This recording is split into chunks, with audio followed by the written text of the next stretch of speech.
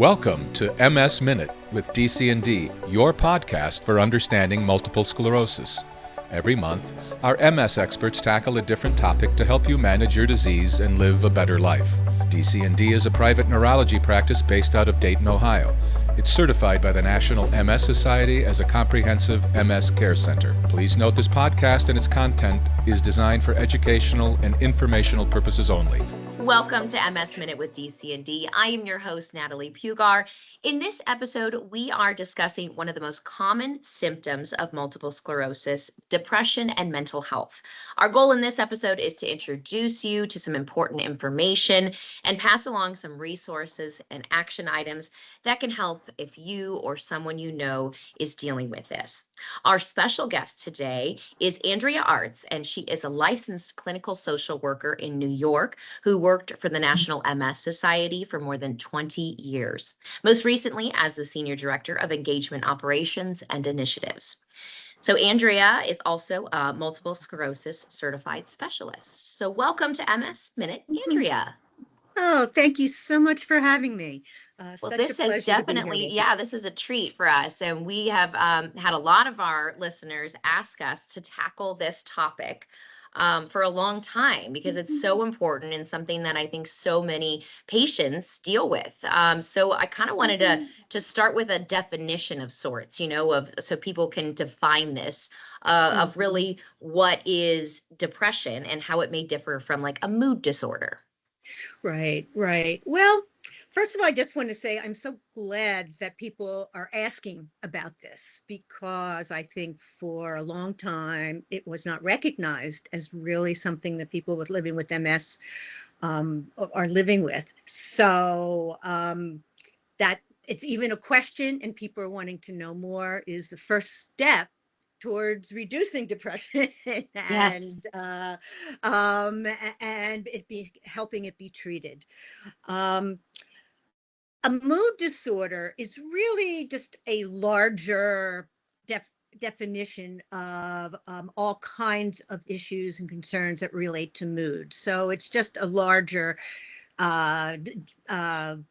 sort of diagnosis. So to have a mood disorder, it could be anxiety, it could be depression, it could be bipolar, or what we used to call manic depression and having switching of moods, or any type of way that our mood is feeling out of control and interfering with our functioning. So it's really just the larger overarching definition of what someone might have.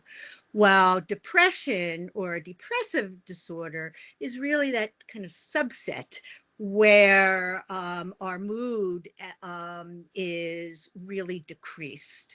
And so it's really, and particularly for any longer period of time, at least 2 weeks, where there is a persistent feeling not only of sadness, but of lack of interest in things that have normally interested you, or a lack of desire to do things. So if we think of depression, we sometimes think of depression as crying and sadness, and it may well be a part of it. But if we think of depression as really a tamping down of things, often we're really thinking about just a lack of, you're not feeling things that you normally would, you're not interested in things that one normally would. And I think that's really a good way of thinking of depression and understanding it better. So like a numbness almost. It could be a numbness.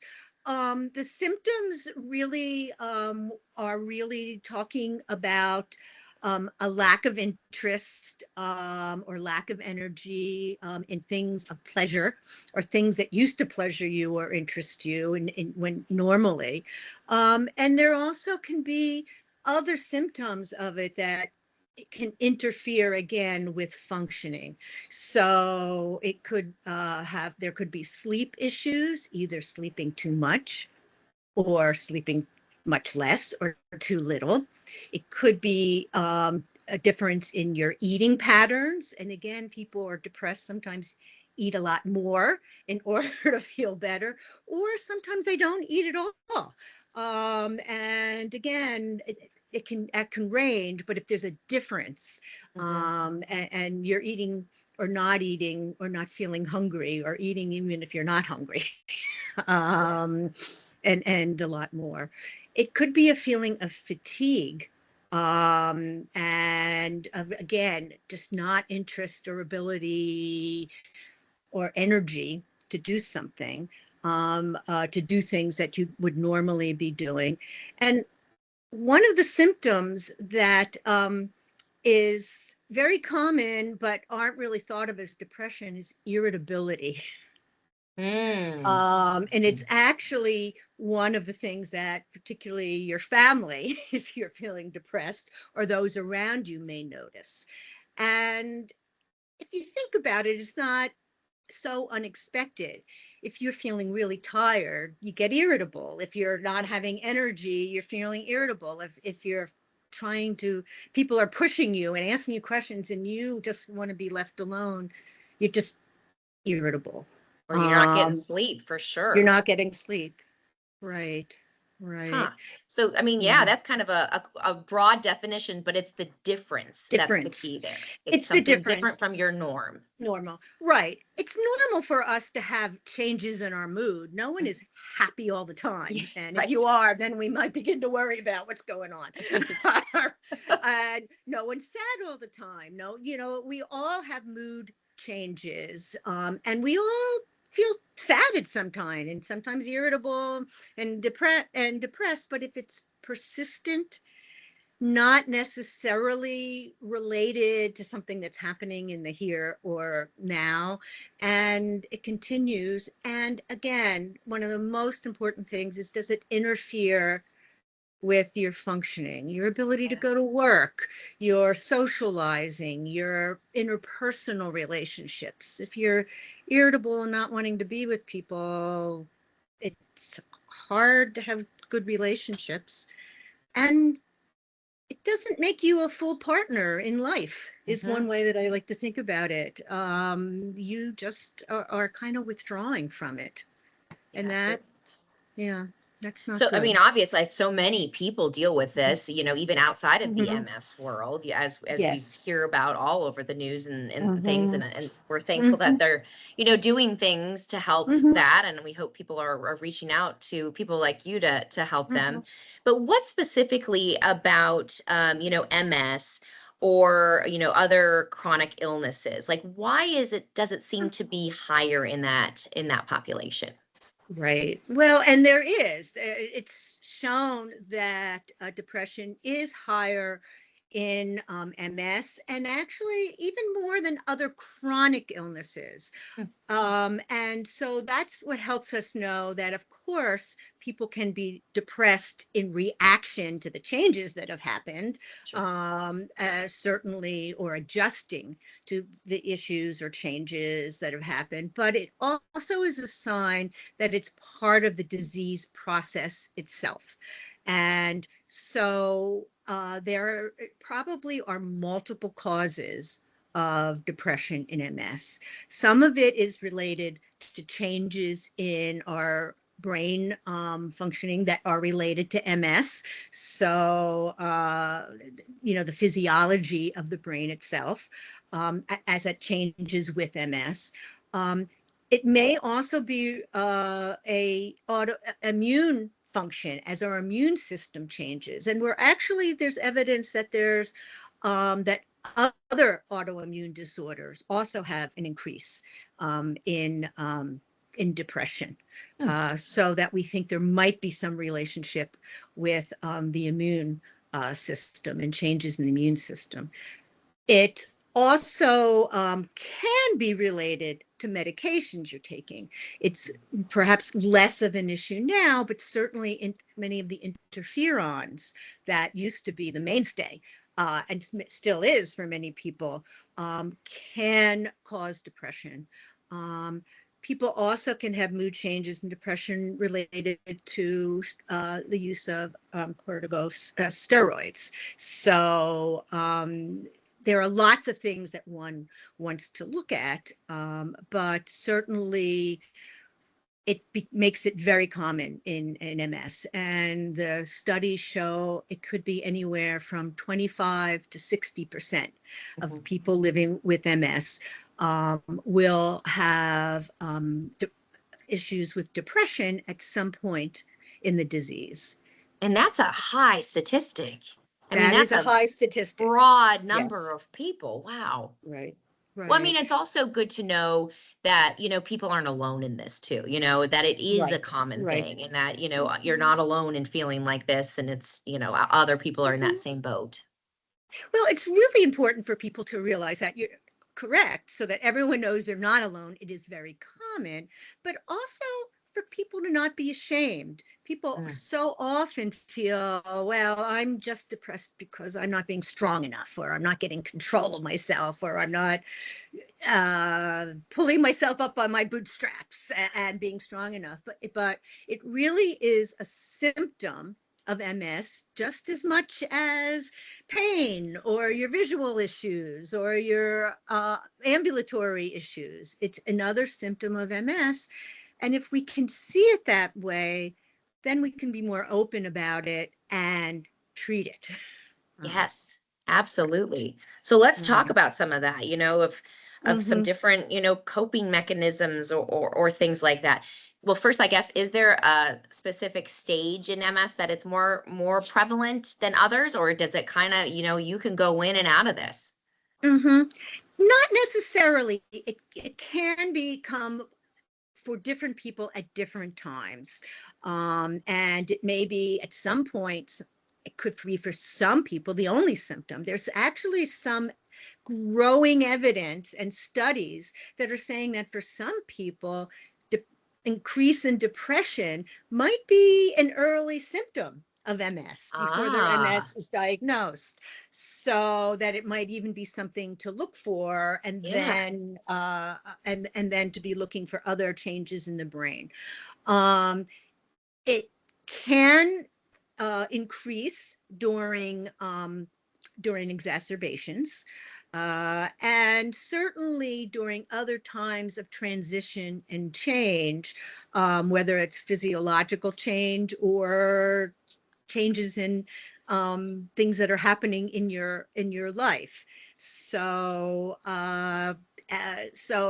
it really can happen at any time.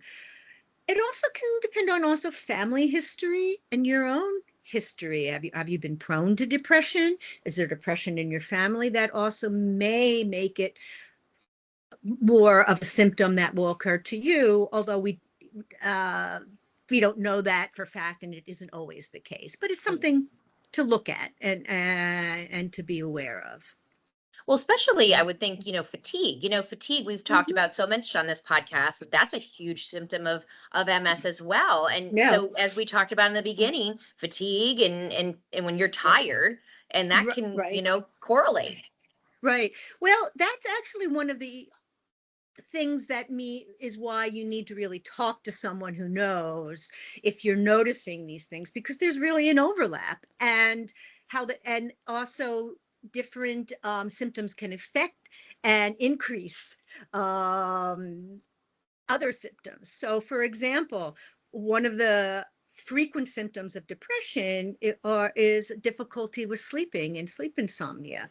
But insomnia, that also can be a symptom without depression of MS, and something that happens. Also, if you're having trouble sleeping, we know from studies of people in general, even those without MS, lack of sleep increases depression. Sure. So you need to look at both of those things and try to. Sometimes you can figure out which is coming first, but maybe you need to treat both and pay attention to both with your doctor. Fatigue also. There's fatigue, we know, is one of the most common symptoms in MS, even without depression. But a feeling of fatigue also can be there as part of a depressive symptom. Being depressed can increase your fatigue. Feeling fatigued can make you depressed. What comes first? Yes. What comes first? So it's important. I mean, it may sound like, oh, how do we figure it out? But knowing that both of those things then can help you tease out and work on both of it, both of those issues. It's also an issue with that in cognition. That we know that if you're depressed, one of the things that happens when people are depressed is that they just think more slowly because their mind is distracted and you're just not able to focus. They call that brain fog, right? That brain fog, and sometimes it's neurological. Sometimes it's related to depression. Sometimes it's part of the cognitive issues that can occur in MS, unrelated, but they can both make each worse. They exacerbate the problems with both.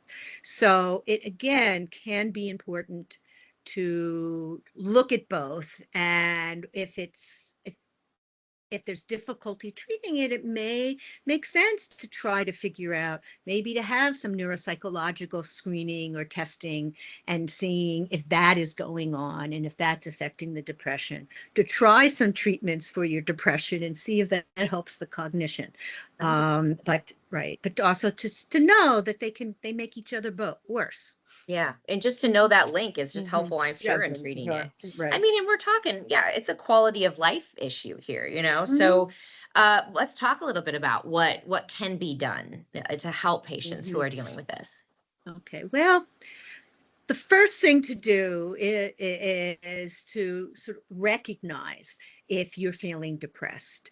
And there's a 2-question screening that many doctors and doctors' offices use, but you can use it yourself to sort of get yourself thinking about whether you're depressed. So one of the first questions is my mood down, or have I been feeling hopeless or helpless or lowered in mood and how often over, say, the last 2-week period. And if it's once, we're not talking about that. But if it's feeling persistent, and again, have you lost interest, or are you less interested, or feeling like you're wanting to participate in things that have always interested you or given you pleasure? And again, is that every day? How frequently over the last 2 weeks? And if you are seeing that, or if you're answering that, both of those questions as yes, that's a sign that there's something going on and that you may be depressed. And the first step is then to talk to someone about it. And that could first be family members and friends, but then certainly to talk to your neurologist or your other doctor, and really see your mood and how you're feeling emotionally as one of the lists of symptoms that you should be keeping track of when you go into your doctor's office. Many people keep lists and talk to the doctors. I've been having more weakness here, or I've been having more pain, or my digestive issues have been more, but they don't talk about mood. And hopefully your doctor's asking you about that. Yes. But if they aren't, you should bring it up as one of the symptoms. Absolutely. If you're right. The other thing I would say is, if you are not sure, I don't know how to answer those questions, ask those around you. The people who know most about whether there's a change, particularly if you've been irritable, or there's a change in how you're dealing with life and in your mood, are those around you. And if they're saying that there's something different, listen to them, even if you're not feeling it. So those are yourself. If you can't see it yourself, or you don't want to look at it, listen to those around you, because they know. Absolutely.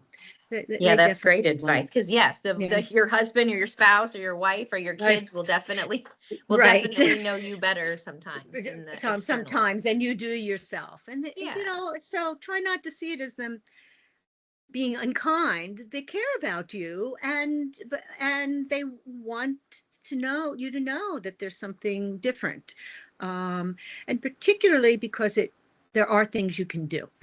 Yes. And you don't have to be suffering with depression, nor And do that's the they. other thing. Yeah, exactly. Yes. So, and I mean, is this the thing? Once you might get this diagnosis, or you realize, yeah, I am depressed.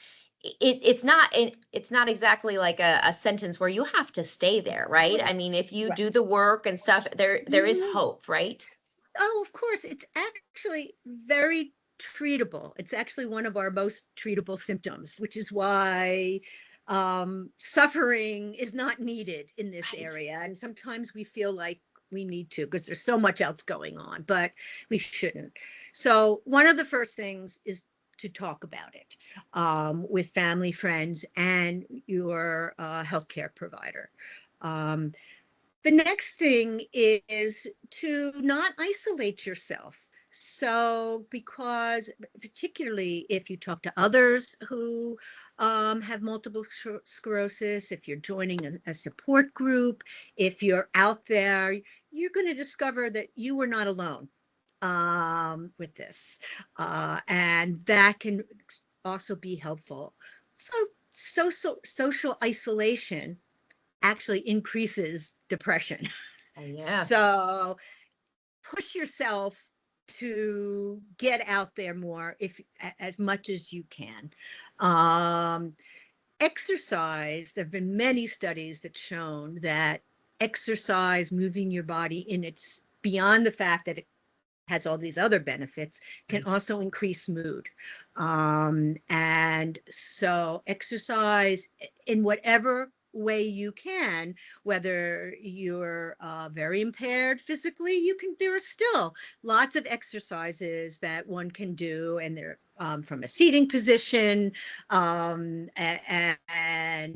no matter what level of functioning you are, there's exercise that you can do. And if you cannot exercise in isolation, you could do it with others. There Yes. you go. You've got You get both two in checks there. there. Right. Right. Two checks. Um, there are techniques like meditation, focus, breathing that can help with both with depressive or anxious thoughts. And there are all kinds of practice you can do on your own or with others. If you're having a lot of negative thoughts, one thing that people can do is what we call self-acclamations. So have things that you can say in the morning to yourself that are positive, to try to get yourself to focus on the positive instead of the negative. And Give me an example of one of mhm, those.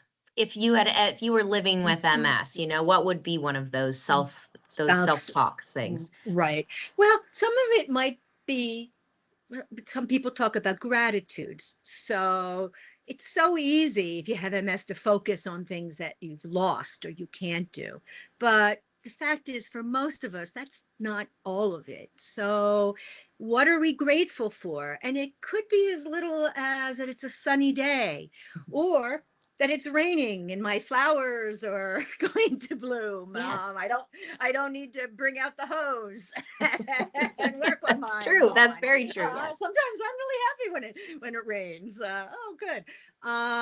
It can be, name some things they do, or saying name two things that you did yesterday that really felt good. I mean, so sometimes being very concrete, and it takes practice. So don't be discouraged if it's harder in the beginning, but two or three things that happened, and you could do it at the end of the day or the beginning of the day. Think about something good that's going to happen in that day. Um, and again, it can be as silly as, my son who won't share anything because he's 13 and a teenager. He came home yesterday and told me something that happened at the ball game, or something that happened in school. Yay! Yes. So there are so many normal things that happen in our daily life that we just don't pay attention to. Mhm. And so doing things like that and really trying to focus on the positive uh, can help change some negative thinking.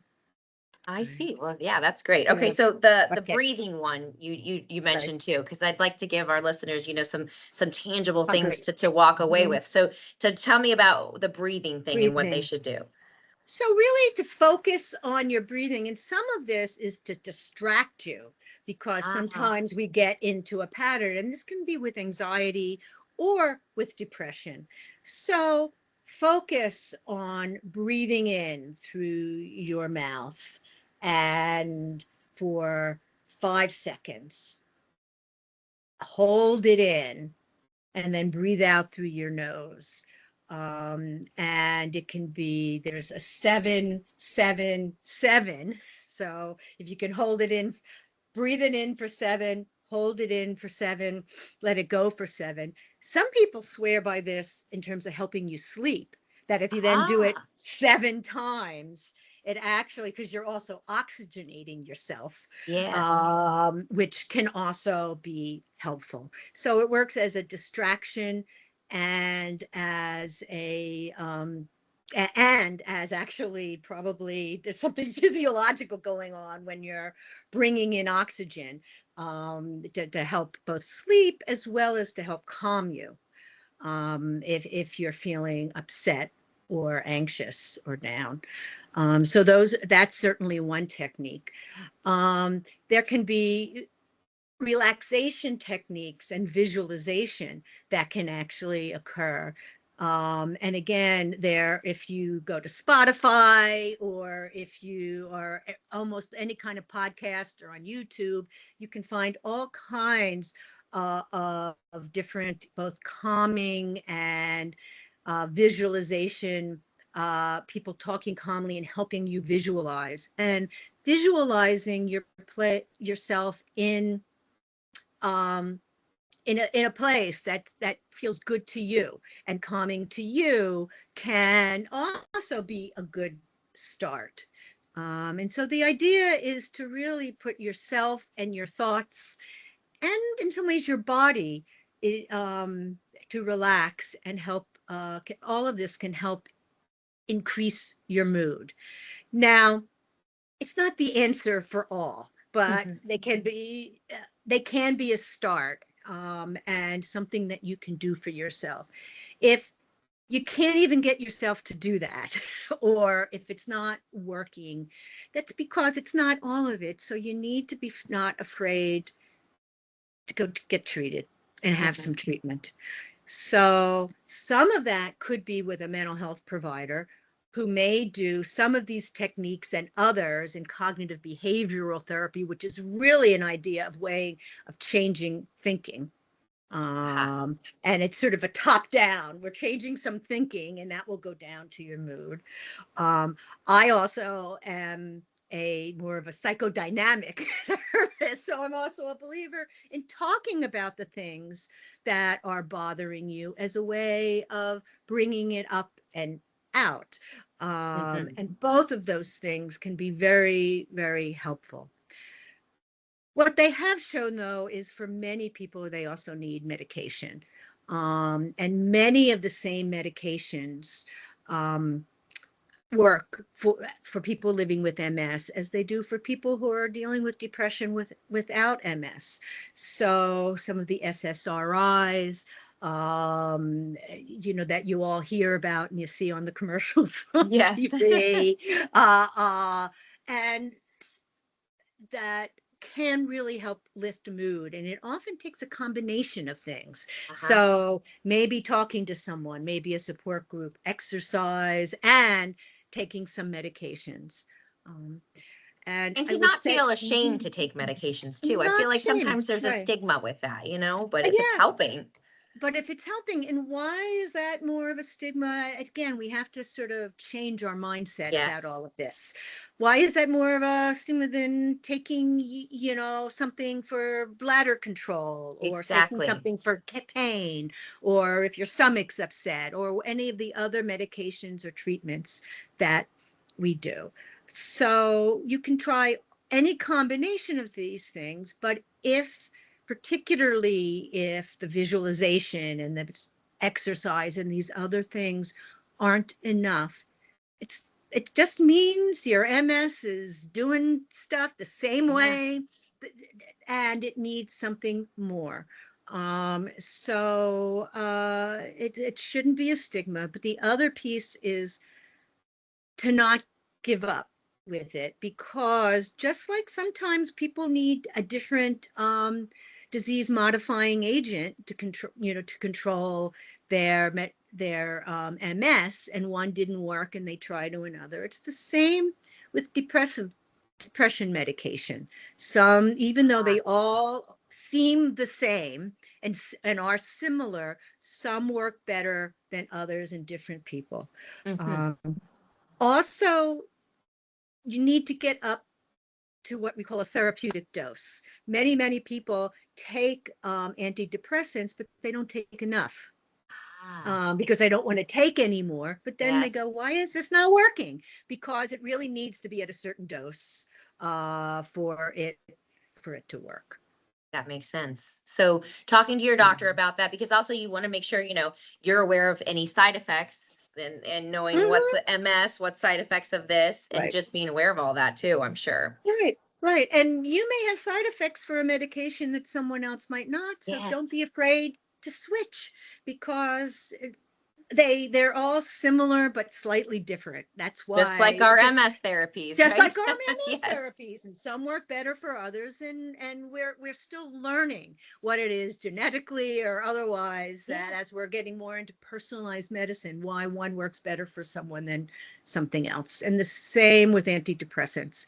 So don't be afraid to switch and say, oh, it doesn't work and it's failed, or if I'm having side effects. The other thing is that your neurologist, your primary care physician, they can prescribe antidepressants for you, and can be a really good place to start.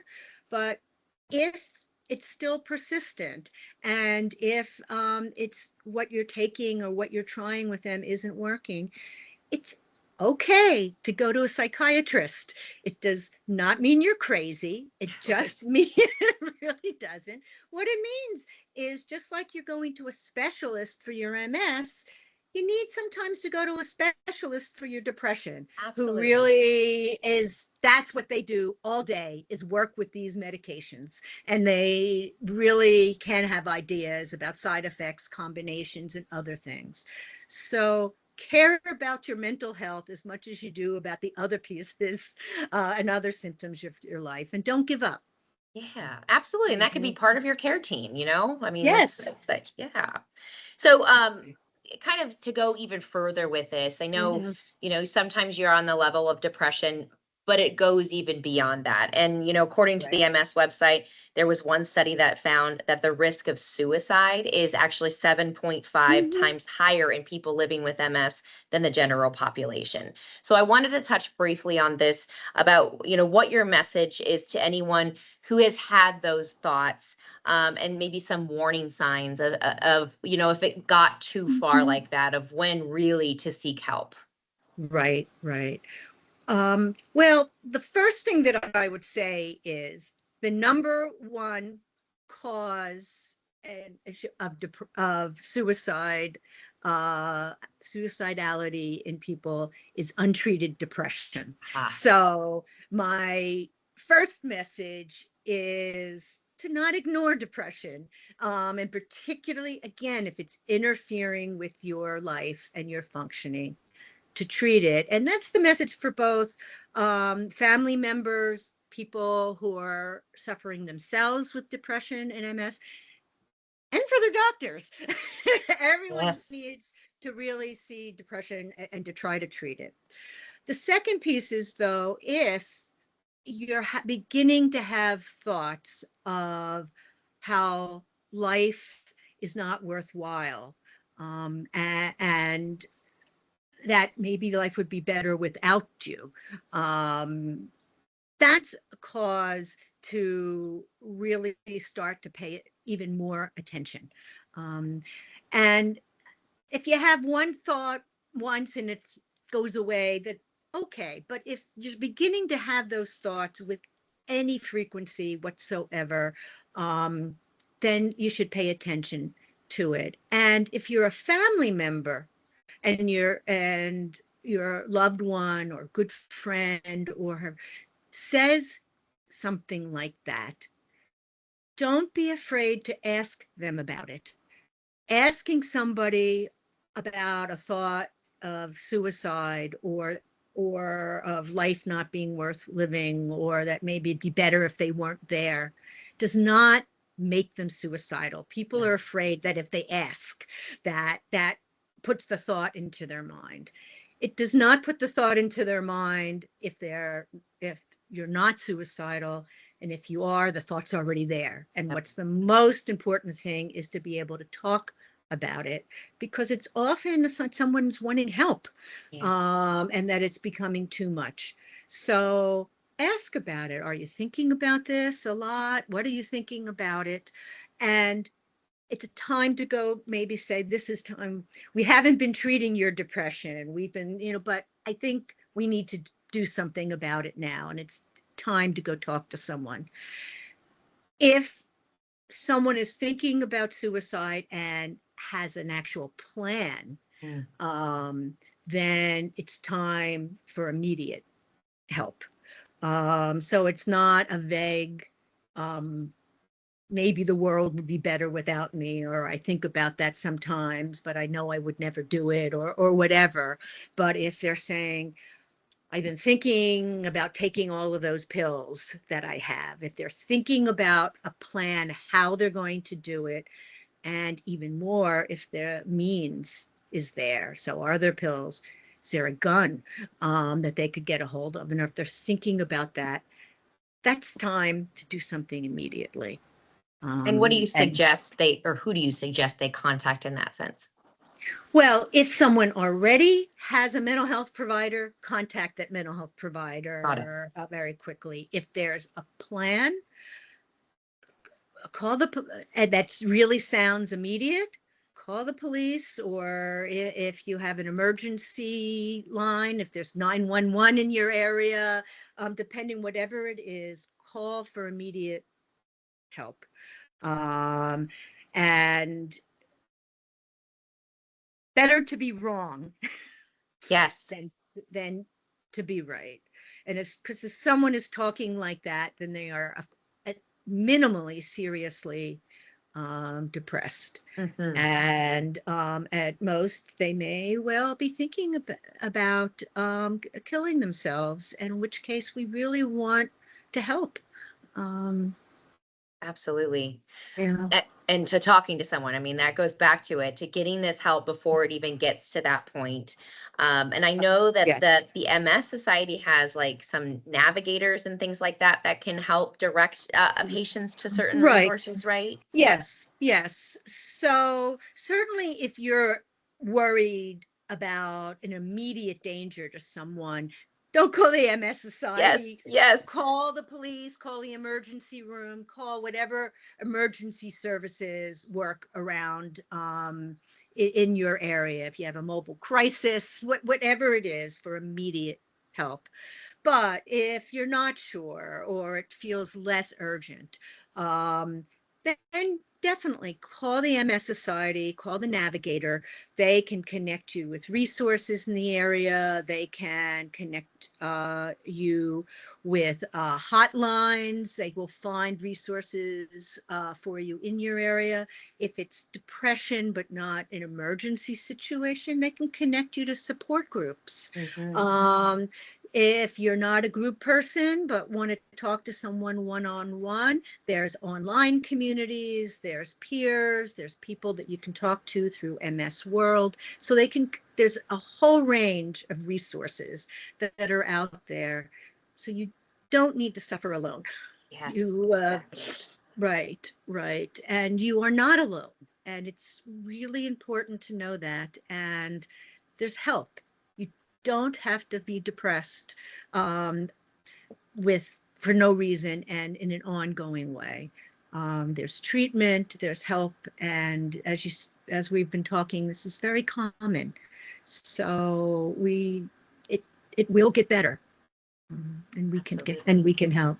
Yeah, we've heard that from a lot of different patients. In fact, we've started our own support group at Dayton Center here. If you're in the Dayton area, we have our own support group, so you can go to our website and find more information about that. That's But great. and we've heard from a lot of patients, they're like, we wanted this. We wanted to just be with like-minded people to lament, to talk strategies, to talk what works, what doesn't work. That goes a long way, I think, for a lot of people.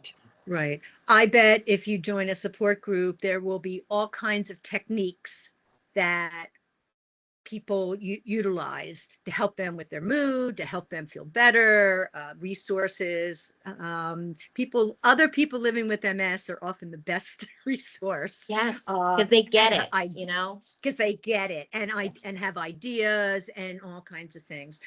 Many support groups, sometimes they start with gratitudes or thoughts. And again, not to make it feel like you can't talk about how bad you're feeling, because a support group can be that too, and should be, but to help people keep it in perspective and to help them people get practice. We all need practice. It's so easy to get overwhelmed in life, even without MS. And with MS is one added stressor. So for us to be able to practice looking at what's also positive and not just being overwhelmed with the negative, we all need help with that. Absolutely. We absolutely do. Well, thank you so much for sharing your insights on this. I kind of ask everybody this at the end of if there's anything, any final thoughts or words of advice to those living with MS on this particular topic. To know that MS is manageable, and even more so today than it's ever been before, and that you're not alone, but also to not be afraid of your thoughts. They're not unusual. Don't be afraid of what you're thinking. Share them and the burden will be lessened. And that's, I think, an important message. We need each other. And even without MS, but even more so with MS, to not be alone. So yes, we need that community, don't we? You need community. Yeah, everybody does. But thank you so much. Is there anything else that I'm missing that you wanted to add? We've covered a lot. I think we covered a lot. Andrea, it has been a pleasure. I thank you so much for your time and expertise. I think this is very helpful and eye-opening. Yes, well, hello, Dayton and Ohio, and thank you so much for having me. And I'm available as a continuing resource if ever you need. Great. Thank you so much. Yes.